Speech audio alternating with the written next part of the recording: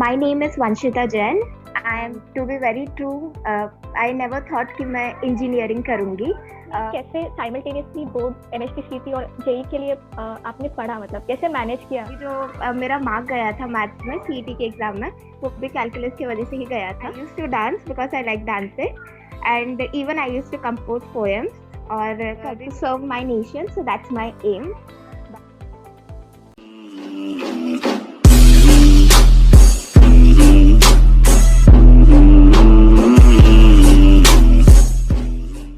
Hello friends, welcome to College Guru. I am Vaishnavi and today it gives me an immense pleasure to welcome Vanshita Jain. So I think without any further delay, without introducing her, let's ask her to introduce herself. So Vanshita, can you please introduce yourself? Mention your college, your rank and your percentile score as well. Okay, so my name is Vanshita Jain. I am now studying in COEP College. My branch is Computer Engineering and I have secured 100 percentile in state and my overall rank was 3rd. Oh, wow. Well, congratulations for this. Thank very you. Big achievement. So let's move further and we'll discuss one thing. We also know that how important is coaching in any student's life. किसी डायरेक्शनशिप को एक proper guide हो तो वो कहाँ पे जा सकते हैं, we also know that. So can you tell us that from where have you completed your preparation, like कौन से कोचिंग से आप पढ़ चुके हो और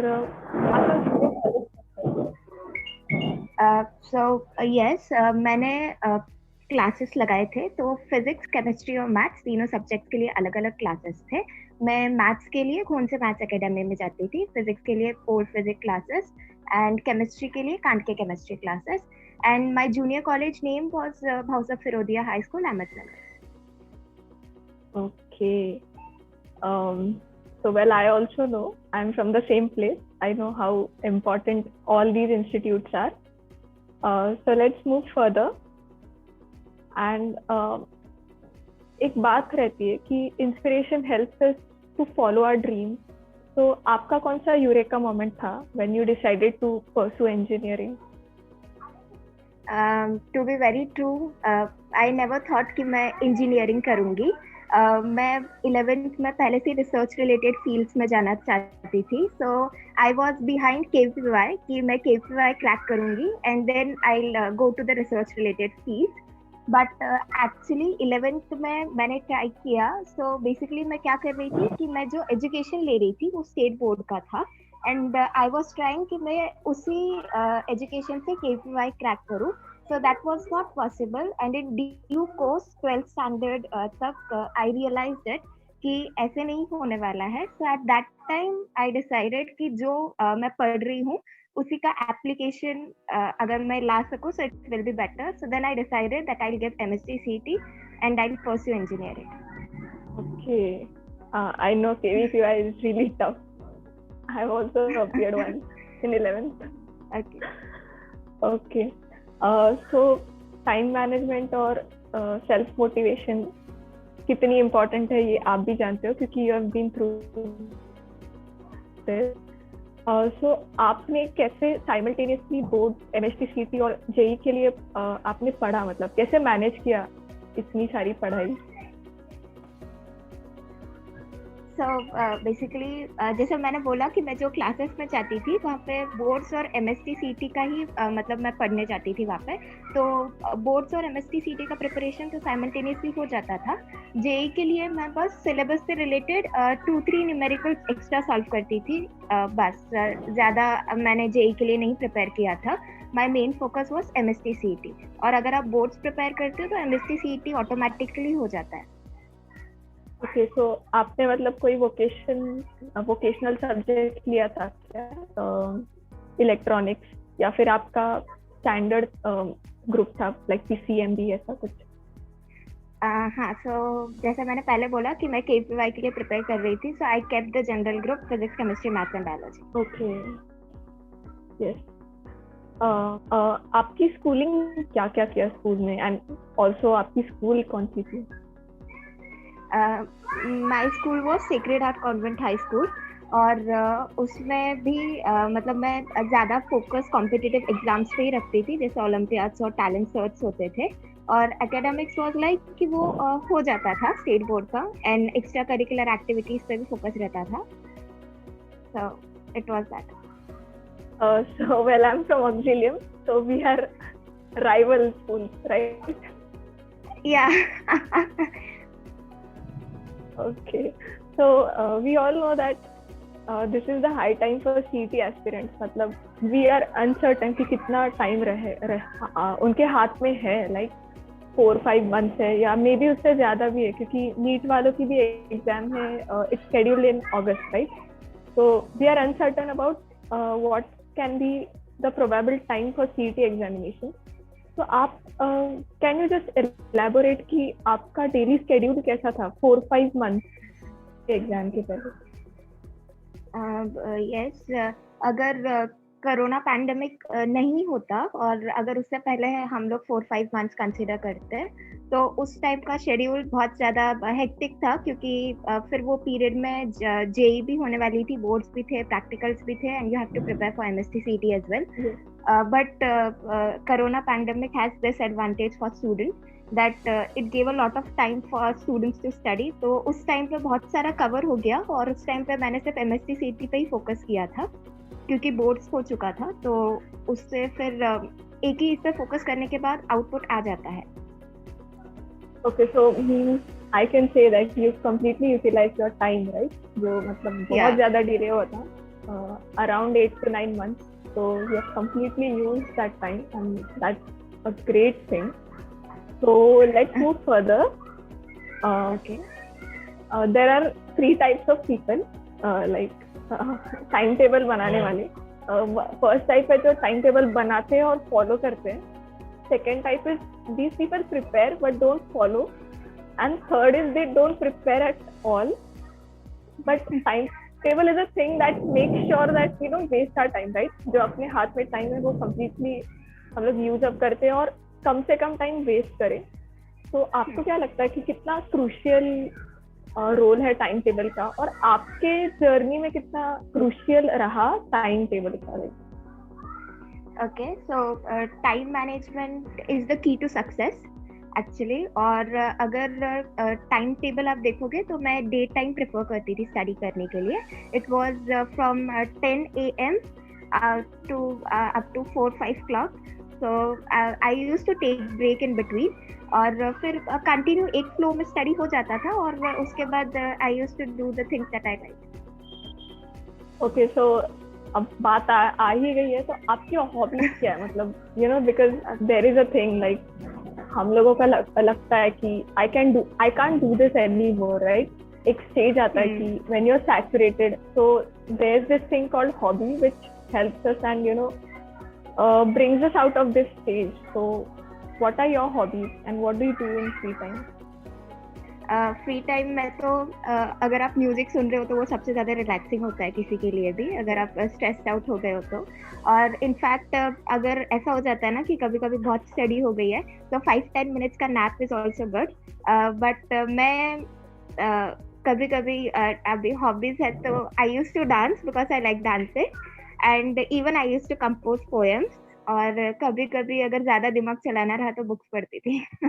Oh wow, that's great. Okay, so mock test का जो importance है वो तो मतलब it's even more important than preparation because it is an actual replica of exam, right? So when did you start attempting mock tests? Like what did you started attempting full length mock test या फिर आप सिर्फ separately एक subject की mock test attempt करती थी? Okay, सो mock test तो मतलब पूरा सिलेबस जब हो गया था तब मॉक टेस्ट लेना चालू किया था. और मॉक टेस्ट के लिए एक्चुअली 3 आवर्स एक ही जगह पे घर पे बैठ के मॉक टेस्ट देना is not possible I think for anyone, because घर का एटमॉस्फेयर वैसा होता ही नहीं है कि आप 3 आवर्स एक जगह पे बैठ के कॉन्सेंट्रेट कर सको। सो मैं सेपरेटली सब्जेक्ट्स के देती थी मॉक टेस्ट, और वो सब्जेक्ट के देने के बाद मैं एनालाइज करती थी कि मुझे कितना टाइम लग रहा है। जैसे फॉर एग्जांपल मैथ्स के लिए you have complete 1.5 hour, but physics और केमिस्ट्री के लिए ऐसा नहीं होता था। सो मैं फिजिक्स के लिए 60 मिनट्स असाइन करती थी, मतलब मॉक टेस्ट एनालाइज करने के बाद मुझे समझा कि मुझे फिजिक्स के लिए 60 मिनट्स लगते हैं and chemistry can be completed in 30 minutes. So paper में भी मैं यही स्ट्रैटेजी बना के गई थी। So I completed physics in 60 minutes for physics and 30 minutes for chemistry. ये सेल्फ एनालाइजेशन से समझ आ जाता है कि आपको कौन से सब्जेक्ट के लिए कितना टाइम लगने वाला है। ओके, सो आपकी फ्रीक्वेंसी क्या थी mock test, weekly frequency?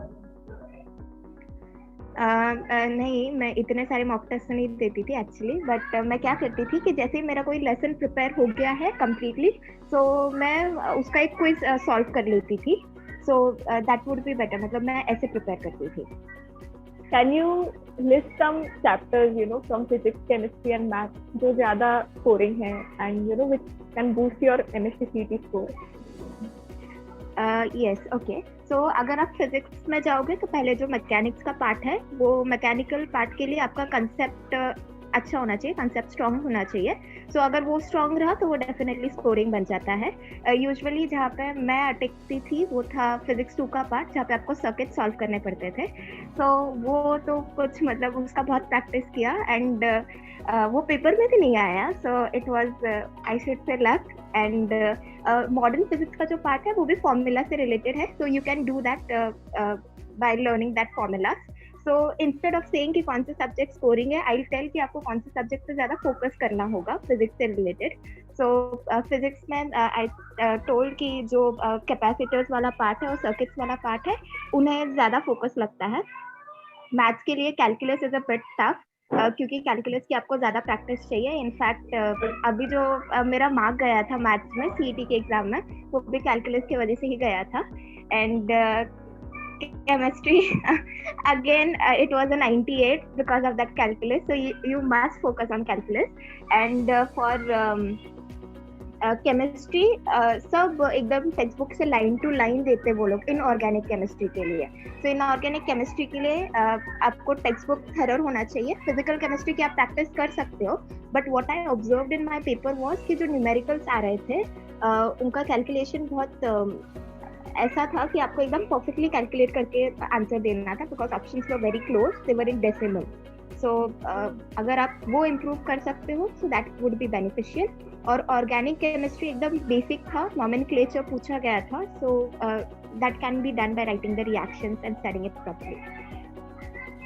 Okay, so books are so crucial, like मतलब अगर हम बुक्स रेफर नहीं कर रहे हैं तो we are missing out something, so आपने कौन से पब्लिकेशंस रेफर किए और what was the order of the publication? मतलब एक लेवल रहती है टफनेस की, तो आपने कैसे स्टार्ट किया था? मतलब ओके, सो मैथ्स के लिए तो जब मैं बोर्ड्स के लिए प्रिपेयर कर रही थी, मतलब जब जब सर सिखा रहे थे उसके साथ ही साइमल्टेनियसली विद्या भारती सॉल्व कर रही थी मैं। और उसके बाद उसके बाद पेपर होने के बाद आई preferred Navneet mathematics which is for MST CET. मैंने उसमें से सारे क्वेश्चन सॉल्व किए। और एररलेस पब्लिकेशन भी है, तो वो मैं कभी कभी रेफर करती थी, क्योंकि एररलेस के जो क्वेश्चंस हैं वो बेसिकली जेई के लेवल के होते हैं। उसके कुछ कुछ क्वेश्चंस ही प्रेफर करती थी मैं मैथ्स के लिए। और अगर फिजिक्स के लिए, तो फिजिक्स के लिए मैंने 11th में कोई बुक रेफर नहीं किया था। वो जितना समझ रहा था वही काफ़ी था मेरे लिए। And then I went to Cengage publication, doctor CP Singh का फिजिक्स फॉर एवरीवन। फिजिक्स के लिए वो अकेला बुक रेफर किया था। उससे आप मतलब जेई के लिए भी प्रिपेयर कर सकते हो और सीईटी के लिए भी प्रिपेयर कर सकते हो। And then for chemistry text book is more than enough. अगर आप टेक्स्ट बुक थरर कर लोगे तो आपको सब हो जाएगा, बट अगर आपको एमसीक्यू की प्रैक्टिस करनी है तो उसके लिए आप एमएसटी सीईटी की नवनीत की केमिस्ट्री यूज कर सकते हो। That's also a good book. Well, I can say that you have really taken an effort and that's amazing. Okay, so what was now you might thought that I'm mocking you, but which was the subject you found the most tough one, मतलब कैसे आपने पढ़ाई की उस subject के लिए? जब शुरू 11th में आए थे तो वो फिजिक्स ही था जो कुछ समझ नहीं आता था, बट धीरे धीरे प्रैक्टिस के साथ और न्यूमेरिकल सॉल्विंग के साथ फिजिक्स आने लगा एंड धीरे धीरे वो सब्जेक्ट वाज लाइक कि ये तो इजी है, ये हो जाएगा. And then it came to chemistry because chemistry में आई सॉ कि इतना थियरी है उसमें, इतना थियरी है एंड ठीक है, बट बार बार केमिस्ट्री को कर करके केमिस्ट्री भी हो गया. So first it was physics, then it turn to chemistry. Okay. So time management is really important in any exam. So आपके CET के एग्जाम के वक्त आपने कैसे टाइम मैनेज किया? मतलब sometimes it turns out to be completely opposite जिसका हम सोचते हैं. तो आपका मतलब आपके केस में कैसे रहा था? टाइम मैनेज मतलब मैंने एक स्केड्यूल बना के रखा था और उसी को फॉलो करती थी. इट डिपेंड्स कि कभी कभी ऐसा होता है कुछ लोगों के लिए कि वो एक ही सब्जेक्ट पूरा दिन भर पढ़ सकते हैं और कुछ लोग सब्जेक्ट्स को डिवाइड करके पढ़ते हैं to find out something interesting. So I was in the group of people which belong to second category. मैं थोड़ा सब सब्जेक्ट्स का करती थी एंड वो फन हो जाता है, अच्छा होता है. मतलब डेडिकेटेड लोग होते हैं जो एक सब्जेक्ट पूरा दिन कर सकते हैं, बट मेरा जो था वो मैं तीनों सब्जेक्ट्स को डिवाइड करके करती थी और मैं मेरा टारगेट सेट करके रखती थी कि आज मुझे इतना करना है. आफ्टर फिर वो एक बार फिनिश हो जाए तो इट वुड बी डन. ऐसे मतलब फिनिश होने तक किया तो एक अलग ही सेटिस्फैक्शन मिलता है. Well, resilience is the key to success and also hard work, यही कहूँगी मैं. So what are your revision tips? मतलब revision कितना important है ये तो मेरे से ज़्यादा आप बता सकती है. तो what is your thought on this? मतलब revision कैसे होना चाहिए and what are your tips regarding that thing? Okay, so revision जो है वो मोस्टली क्वालिटेटिव होना चाहिए क्वांटिटेटिव के वजह. और मैं सब्जेक्ट वाइज बताती हूँ कि मैं रिविजन कैसे करती थी. मैथ्स के लिए अगर कोई कंसेप्ट है और वो क्योंकि आप रिवाइज कर रहे हो तो आपको ऑलरेडी पता है कि वो कंसेप्ट कैसे वर्कआउट करता है, तो आप सिर्फ उसके एक दो न्यूमेरिकल सॉल्व कर लो, वो भी डिफरेंट वैरायटी के जिसमें आपको कुछ अलग सीखने को मिलेगा. सो दैट वुड बी बेटर अगर आप वैरायटी चूज करते हो रिविजन में. तो फिजिक्स के लिए भी सेम फॉलो करेगा. अगर आप वैरायटी ऑफ न्यूमेरिकल सॉल्व करते हो so that would be beneficial. अगर आपको पता है कि आपको आता है फिर भी अगर आप उस पर 10 न्यूमेरिकल सॉल्व कर रहे हो so you are wasting your time. And chemistry के लिए अगर आप अपने कंसेप्ट्स को समराइज करोगे so it would be better, क्योंकि इनऑर्गेनिक केमिस्ट्री के लिए तो you have to keep it in mind, there is no other option. So it's better कि आप उसे की पॉइंट्स लिख के समराइज कर लो. फिजिकल केमिस्ट्री तो हो जाता है, ऑर्गेनिक केमिस्ट्री के लिए you need practice and for that writing is essential. तो रिवाइज करते समय भी आप लिख के प्रैक्टिस कर सकते हो organic chemistry. I remember poor ma'am's words. Like revision should be not quantitative and qualitative. It should be qualitative, right? Yeah. Okay. So at this point of time, you also know that in the next step, in the next one, which is around only 8 to 10 days left. So boards भी आ रहे हैं. तो एक engineering aspirant ने किस चीज पे focus करना चाहिए? एंट्रेंस पे यानी कि जेई या नीट, सीईटी, या फिर बोर्ड एग्जाम पे? अभी तो सिर्फ 8 to 10 डेज बचे हैं बोर्ड्स के लिए, तो सिर पे पट्टी बांध के एकदम बोर्ड्स के प्रिपरेशन के लिए लग जाओ अभी तो भी, क्योंकि बोर्ड्स आर एसेंशियल. बाकी आप कौन से भी एग्जाम में कितना भी स्कोर कर लो, you need boards to pass out that exam. There are some criteria. So अगर ये कुछ दिन पहले सवाल पूछा होता था, सो देन अगर आपने जो पहले से प्रिपेयर कर रहे हो आप जिस चीज़ के लिए और जिस चीज़ के लिए स्टडी कर रहे हो, आप वही एग्जाम को एम बना के उसे दो. एटलीस्ट मेरी तरह मत करना जैसे मैंने किया, बट मेरा था कि मैं जल्दी रियलाइज कर गई थी कि मैं कुछ तो गलत कर रही हूँ. सो अभी तो आप बोर्ड्स पे प्रिपेयर करो, और अगर आपका एमएसटी सीटी गोल है तो बोर्ड्स के थ्रू एमएसटी सीटी डेफिनेटली प्रिपेयर हो जाएगा. So we are heading towards the end of the interview. So I just want you to give our students, now almost everyone will be watching this, because after all, center of attraction is Vanshika Jain. Okay. So what will be the advice, that you will give these people who are going to appear for MSc CET? Okay. So first, तो I told earlier कि qualitative study रखो आप, और दूसरा बात जो I think उससे भी ज़्यादा इम्पोर्टेंट होता है किसी भी एग्जाम को क्वालिफाई करने के लिए कि आप किस इंटेंशन से वो पेपर दे रहे हो. लाइक आप बीइंग कॉम्पिटिटिव पेपर दे रहे हो. जैसे अगर कोई ये एम रख के जाता है कि मुझे सीईटी में 100% चाहिए, so it's some like somewhat negative intention कि that's not in your hands, no, it's relative grading, right? But अगर आप ऐसा एम रख के जाते हो कि मुझे ये कॉलेज है, ये कॉलेज चाहिए है और इसके लिए मुझे जितना प्रिपरेशन करना होगा मैं करूंगा, so that would be a positive intention. सो मेरा इंटेंशन जो था कि यार मुझे बस सीओईपी कॉलेज चाहिए, बाकी कुछ नहीं, तो मैं उसके लिए प्रिपेयर कर रही हूँ. सो अगर आप ऐसा पॉजिटिव इंटेंशन रख के जाते हो तो it would always benefit you. So just be positive and keep positive attitude. Okay, so exam के दिन मतलब क्या फीलिंग्स थी, क्या थॉट्स थी आपके माइंड में, and how did you manage and overcome those thoughts? Okay, actually मेरा जो पेपर था वो आफ्टरनून सेशन में था, तो सुबह ही जल्दी उठ गई थी, बट मैं ट्राई कर रही थी कुछ चिल करने का, बट हो नहीं पा रहा था. वो होता है पेपर के टाइम पे, no one is comfortable, but आप जितना रिलैक्स रहोगे ना उतना बेनिफिशियल होगा. क्योंकि पेपर में मैंने ऑब्जर्व किया कि जो बच्चों को आता था वो लोगों ने भी भाई गड़बड़ में करके मतलब सब केओस कर दिया था उनके पेपर का. सो इट्स बेटर कि आप रिलैक्स रहो, कीप योरसेल्फ काम, और ये कामनेस प्रैक्टिस की वजह से ही आती है. So keep practising and do hard work with dedication. Okay, so this is the last question. Okay. And I just want, and I am also, keen to know what are your future plans? Okay, so as I told you earlier that I wanted to go to research related fields. So now actually I want to go or enter into ISRO as a computer engineer and to serve my nation. So that's my aim. By being a computer engineer, I want to serve my nation in space. Okay, so Vanshika, thank you so much. इतना अच्छा लग रहा है मुझे आपका interview लेकर. It was my privilege. Thank you so much for giving this opportunity. Thank you guys for watching this video.